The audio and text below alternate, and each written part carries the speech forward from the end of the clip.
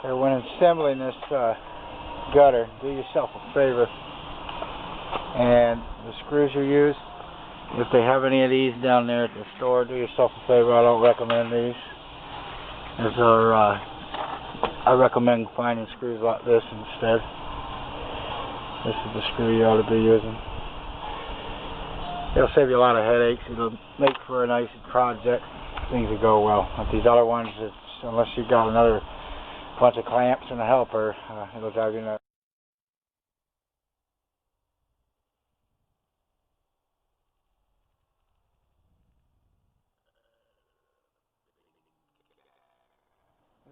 Okay, if you're going to install the gutter by yourself, use an uncut downspout. In this case, it's 10 feet. On one side to temporarily hold one side, and then put a screw in, which will also be temporary, on the other side. Once you get your temporary screw in on the inside corner on one side opposite of the downspout, you can now come down here and drop the gutter slightly so water will run down it, and set this side with a clip. Once this clip is set, then you can go back, running your clips until you get to your temporary screw, which you can then remove. Okay, once that is done, we'll go ahead and measure. We'll measure what is left, and it's only going to go to this wall. So this one's pretty much almost there, and then we'll put it down. Okay, we want to put your clips into the gutter before you hang it.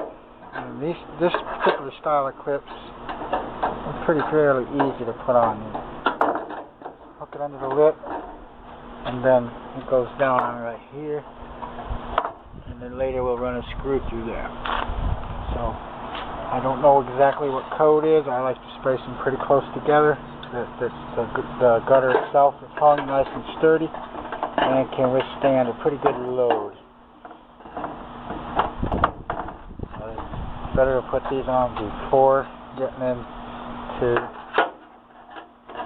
hanging the gun, because it gets into trouble. You won't be able to get the clip on there too good with it in place already. On this side, since the gutter pieces we're using are 10 feet long, we will start with the inside corner piece, and we'll run 10 feet towards the left wall there that you're looking at.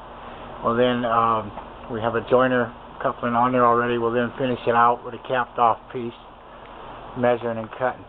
What you do in a situation if you're by yourself is you put a buddy screw just under the gutter on the right hand side where you want to rest it on that screw, and then get up in the middle, put a screw, and then start fastening your clamps on the inside of the gutter, starting on the left hand wall, and keep it up as high as you can there under the drip edge.